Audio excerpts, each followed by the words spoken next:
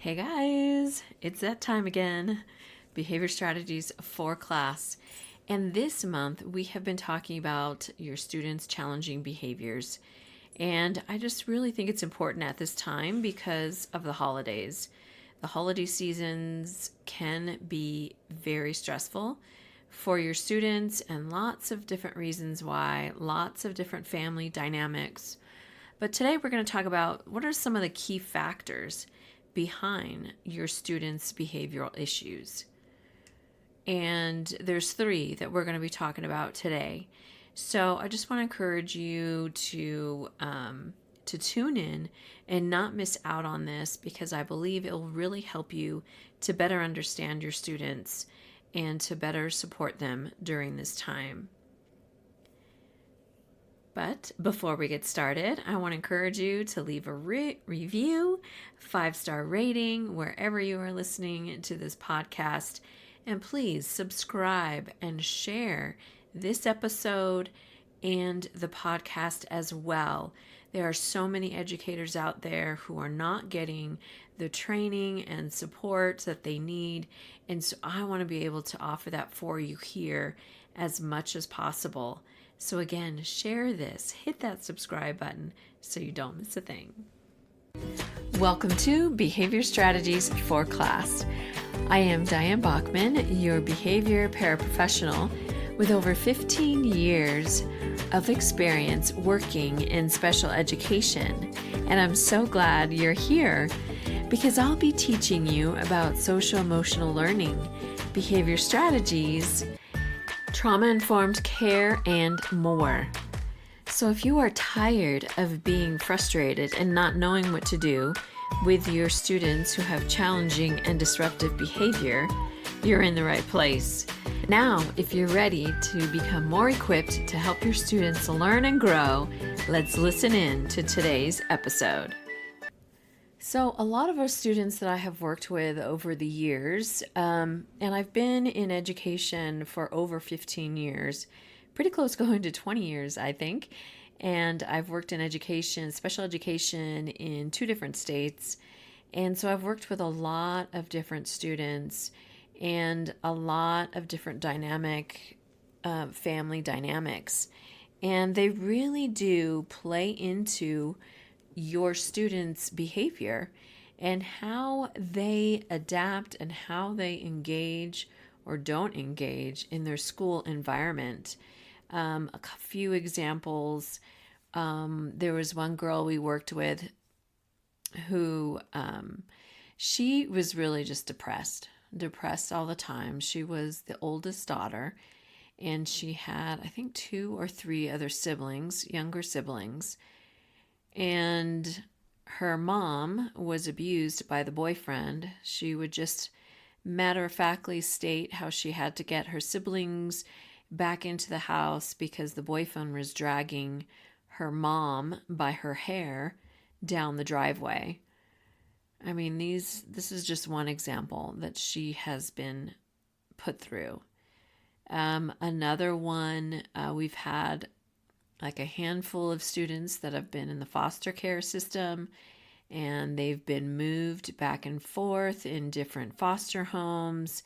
And we've had students have to take like a taxi, not an Uber, but like a taxi. They would take a taxi to school because the foster home was not able to get them to school, or they were further out away from our school. And so they would be riding by themselves in a taxi to school. We've had another student whose one of his parents was in prison and in gangs. And I think that played a big influence on him. We had another student who really struggled in school. He would bang his head on the desk. He would be like crying, almost like wailing. And once we were able to get him calm and actually have a conversation, he would share that he was so afraid for his mom that he couldn't think of anything else. He could not concentrate until he knew his mom was safe. So we were finally able to have him call his mom and talk to his mom. And so we did that on more than one occasion, and mom was fine at that moment. And so that definitely reassured him, and he was able to go back to class and do, some work. I mean, he still was not 100% focused in on his learning, but he was not wailing and banging his head anymore. He knew he spoke to his mom and she was okay. I mean, these are real stories, and I know these are probably just a handful of maybe some of your students and what they have been through. We've also had other students who are living in their car, other students who are living in a hotel, students who go without food. It's just heartbreaking. And so I think just being able to realize and take a step back. Okay, yes, this student is really out of control and he's been aggressive, he's been abusive to you, but you have to stop and think, like, where do they get that from? They've seen it, or they've been the object of it. We have another student who lashes out and starts calling everybody names, and it's definitely, kids are parrots. They repeat what they hear. And that's physically too. Like, kids don't react that way, obviously, in a normal situation. There's something going on that is causing them, or this has been their coping mechanism to deal with the stress and the abuse and chaos of their home. And now, unfortunately, they're at school, and you now may be the brunt of all of that. And I'm saying, if you can just take a minute, and I know it's hard, because sometimes when you're in it, like you're wanting, it's very frustrating to go through all that. But we have to stop and think, what has made them? That goes back to that question, not what's wrong with this kid, but what happened? What happened to that student? And again, that reminds me of a few other students who destroyed a classroom. And once he finally left and we were able to get back into the classroom, we're just cleaning up and doing what we can. And other teachers were like, oh my God, like, what happened? No, they didn't say what happened to him. They said, what was wrong with him? And I get it. Like, that's our norm. We go back to, well, what's wrong with him? Something, and really there probably is things wrong there, because mentally you can't be in a good space when you're going through that. But it's not what's wrong with him. It's what happened to him.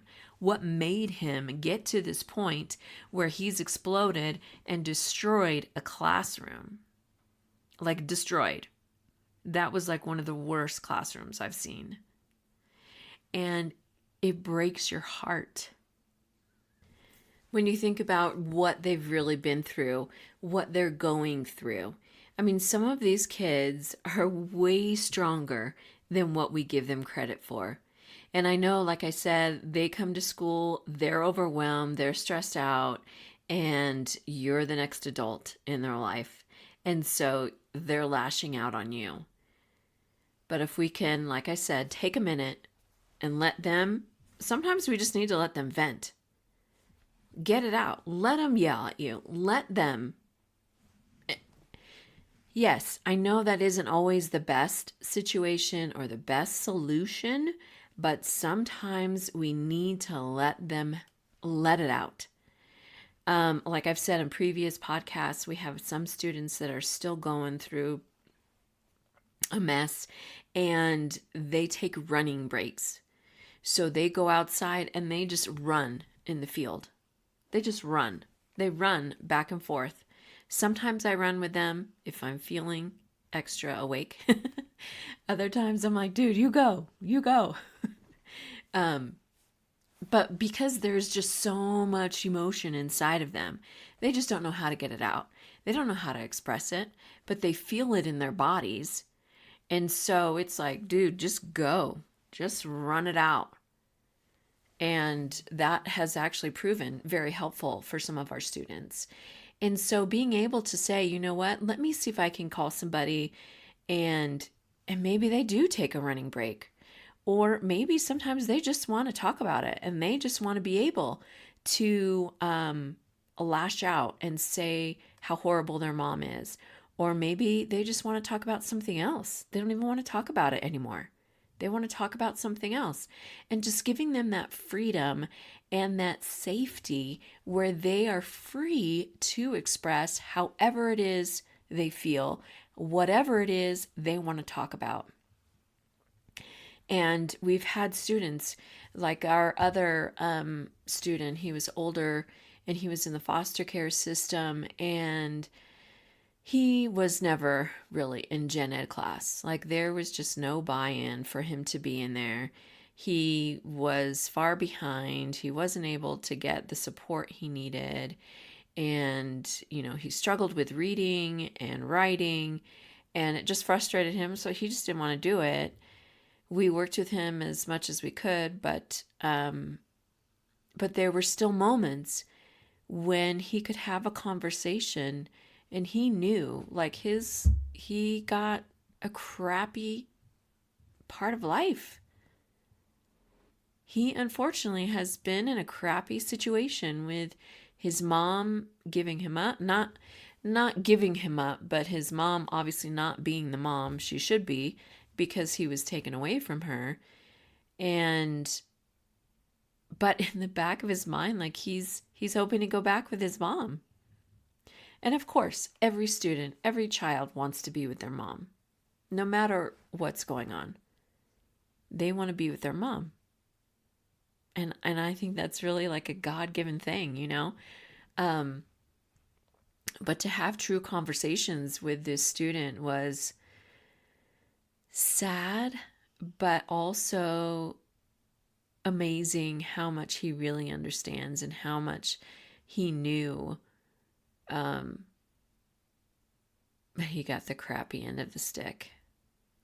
And it was just so sad to see him struggle and decline when he switched to foster homes and he wasn't taking care of himself anymore.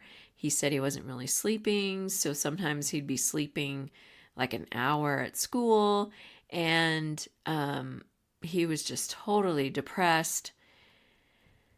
Oh man, and then he left and he was out of the district, so now we have, no contact with him.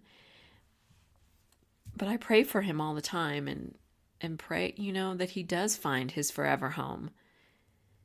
But these are the students who are struggling and who are showing up every day, for the most part, as much as they can in your classroom, and they are struggling to care about learning. But if you can show them that you care and you are there for them, that really makes a big difference as well.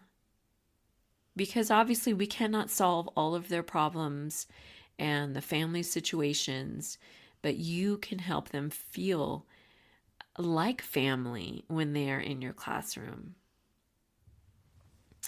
Okay, so kind of got off there, but I really wanted to share some of those stories of some of the students that I have worked with over the years. These key factors really do make a difference in your students' behaviors. So one thing I want to clarify, contributing factors are conditions that influence behavior, and triggers are immediate causes. So my last podcast, I talked about, or my last episode, I talked about triggers. Like triggers sometimes could be a tone of voice, sometimes a subject matter, sometimes placement in your classroom, noise level. These are all triggers. Those are like immediate causes of their behavior, like something switches, something, triggers them. These today I'm talking about are key factors. These are conditions. So, like number one, which I've kind of touched on, is emotional and psychological. Like I said, when they are going through these tough times with their families or away from their families, this definitely takes a toll on their emotional well-being. And it psychologically messes with them.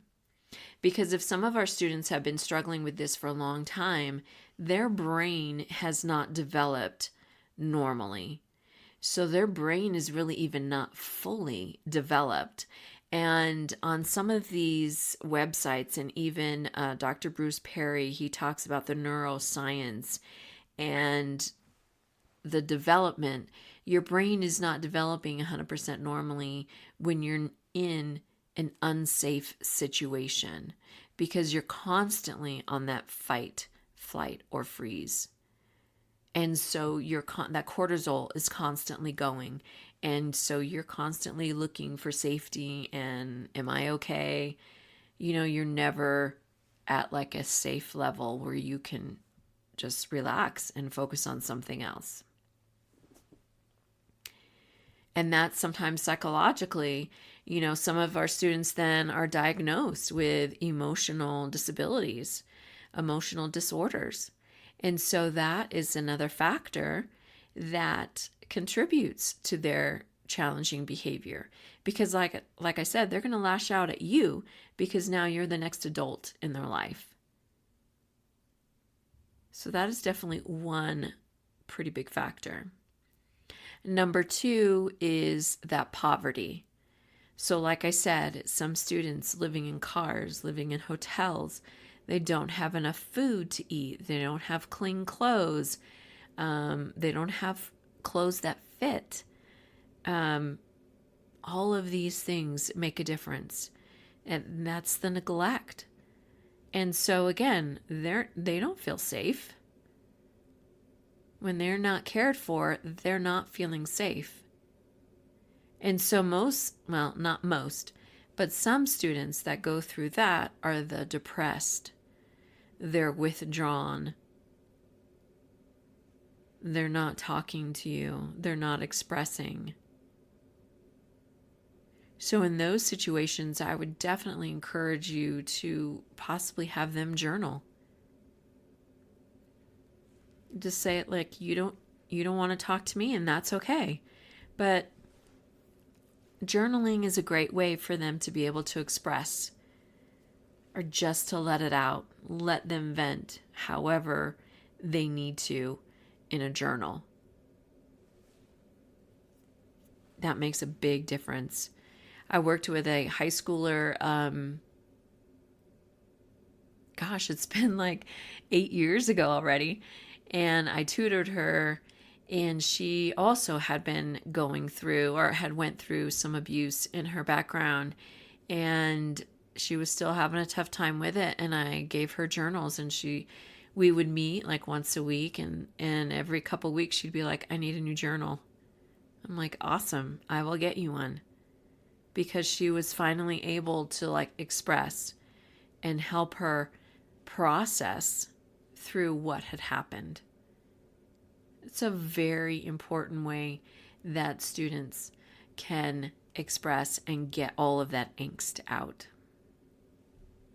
And then number three, contributing factor is the trauma. And I know people have all kinds of different definitions, but I feel it is something where they are not cared for. It is something out of the ordinary where they don't feel safe. They've been hurt physically, mentally, emotionally, sexually, or it's that neglect as well. And that reminds me of a book that I read. I believe it was Raised raised like a dog. And he shared all these different stories of kids who were in the foster care system. And one was literally raised like a dog. He lived in the garage, in a cage, in a kennel, per se. And they would put his food in a dog bowl. It just makes you sick. It just makes you so angry. And this is why I want to bring all of my students home who are hurting and struggling. Not that I'm perfect, but I definitely feel like I have a lot of love to give. But I want to give you my love and showing you that there are reasons behind your students when they are having these terrible, challenging behaviors and they're lashing out on you. Because like I said, you're the next adult in their life. And so now it's on you. And I want to encourage you, instead of you turning around and being angry at that student, to just take a second and realize, okay, something's going on that he's lashing out like this.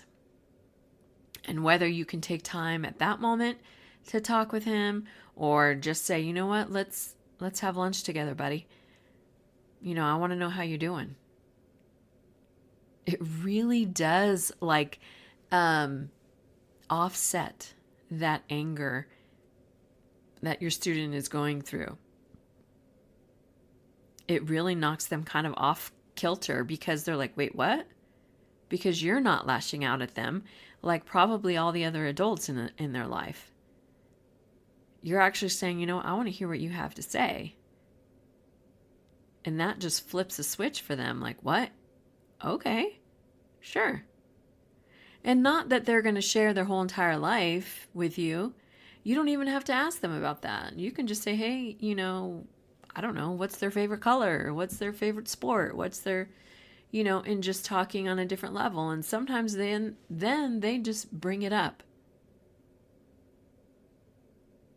But being there for them, encouraging them, standing by them, knowing that there is a reason, whether it's emotional, psychological factor that's going on, whether it's poverty or trauma that they're going through, where they are just hurting and they don't have no way, or they don't know any other way to express it than to lash out and be aggressive and hurtful to others because they are hurting so much. So I hope this was helpful. And what way do you see your students reacting? Do you think it's because of their emotional well-being? Do you think it's because of their poverty? Or is it because of their trauma? I would challenge you to take time this week, if possible, to connect with that one student who is struggling, whether he or she is shut down, or whether he or she is constantly lashing out. Reach out to them. Take extra time. Have lunch with them. Any way you want to give some extra attention and encouragement to that student and show them how much you care will make a big difference for them coming up on these holidays. So, one other thing, I want to leave you with this quote. Praise your students. Focus on their strengths. Tell them what you believe they can do, then watch how quickly they reach their full potential. Your students need you to believe in them. Thanks so much for listening, guys. I will see you next week. Thanks so much for listening. I truly appreciate your support. And if I have encouraged you, motivated you to continue to learn, to support your students, even better, to help them strive in your classroom, please leave a review, hit that subscribe button so that others can see they can learn and grow here as well. Thank you.